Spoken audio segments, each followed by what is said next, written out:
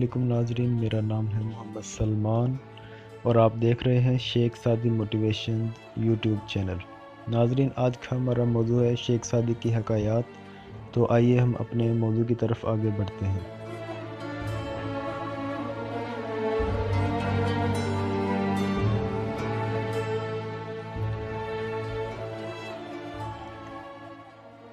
ایک پارسا اور گویا۔ ایک بدمست گویا رات کے وقت بغل میں بربط لیے جا رہا تھا۔ راستے میں پارسا ملا۔ گویے نے عالم مستی میں بربط اس کے سر پر دے ماری۔ بربط ٹوٹ گئی اور پارسا کے سر سے خون بہنے لگا، لیکن وہ خاموشی سے چلا گیا۔ صبح ہوئی تو اس سنگ دل گویے کے پاس کچھ روپے لے گیا اور کہا کہ میرے بھائی، گزشتہ شب تو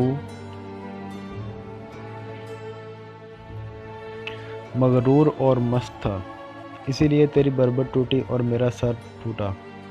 میرے سر کا زخم تو ٹھیک ہو جائے گا، البتہ تیری بربط کی مرمت پر روپیہ خرچ ہوگا، لہٰذا یہ حقیر سا نذرانہ لایا ہوں کہ اپنی بربط ٹھیک کرا لو۔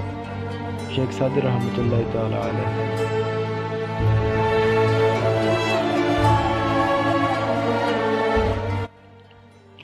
غزہ۔ ارشیر بابکان ایران کا ایک بادشاہ تھا۔ اس نے ایک حکیم سے پوچھا، انسان کو دن میں کتنی خوراک کھانی چاہیے؟ حکیم نے کہا، 1.5 پاؤ۔ بادشاہ نے کہا، اتنی سی مقدار بھلا کیا طاقت دے گی؟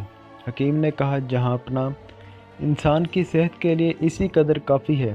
جو شخص اس سے زیادہ کھاتا ہے وہ غذا کا بوجھ اٹھاتا ہے۔ شیخ سعدی رحمۃ اللہ تعالی علیہ۔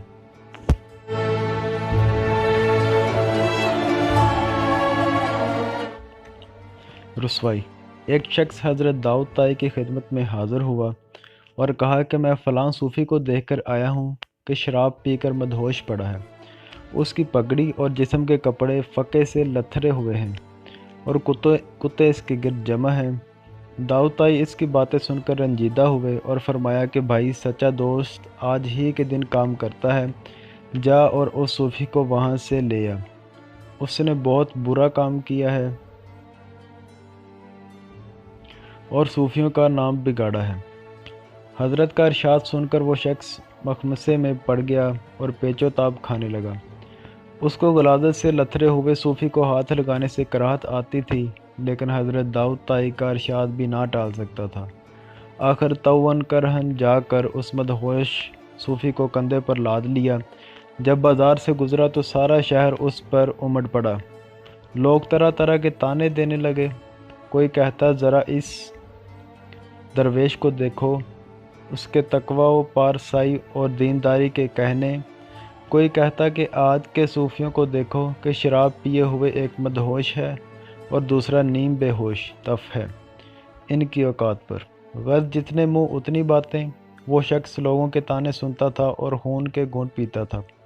خدا خدا کر کے اس صوفی کی قیامگاہ پر پہنچا اور خود لوگوں سے منہ چھپائے اپنے گھر گیا۔